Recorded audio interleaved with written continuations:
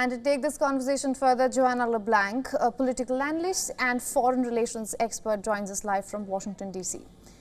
Ms. LeBlanc, thank you so much for joining us here on WION. Good to see you. Good morning. Thank you so much for having me. It's always a pleasure to join you. Absolutely. The pleasure is mutual. I have to start by asking you, what we saw in those 90 minutes, do you think that actually resonated with the American voters? Well, first and foremost, I think that these debates, while they are great for candidates to get their points across, for the American public to get to know them a little bit better.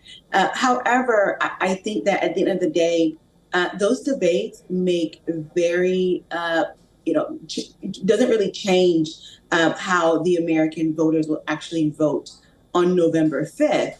But I do think that Mr. Vance's likability probably went up because we saw that he presented himself as a more of a moderate Republican, right? And he was able to repackage a lot of former President Trump's stance on a variety of issues. And I think that it made some people feel a little bit more comfortable with him.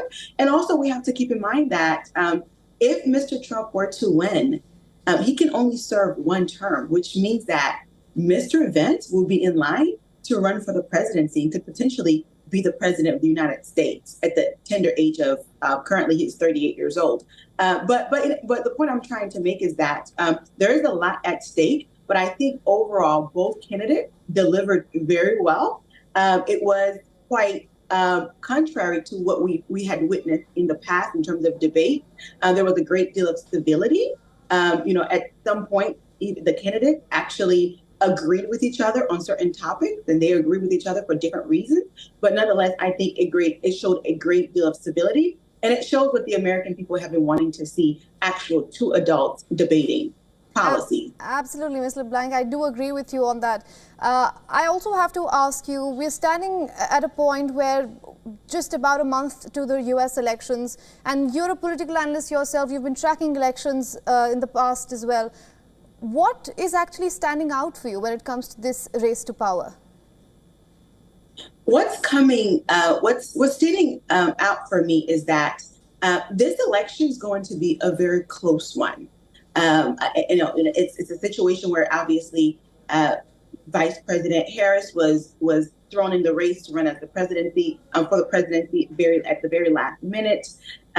So a lot has changed, and I think that a lot of the donors within the Democratic Party have dumped a lot of money in this race, and you see various groups across America are really galvanizing behind Harris. And at the same token, Mr. Trump's, his supporters remain committed to supporting him.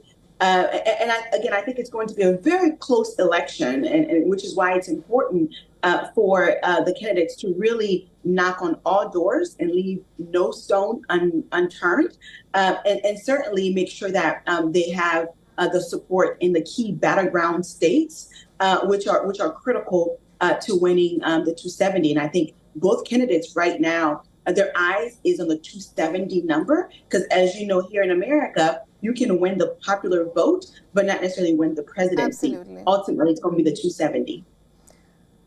All right, Ms. LeBlanc, thank you so much for joining us here on WION and getting us your insights. I look forward to speaking to you again. Likewise. Have a great day. For all the latest news, download the WION app and subscribe to our YouTube channel.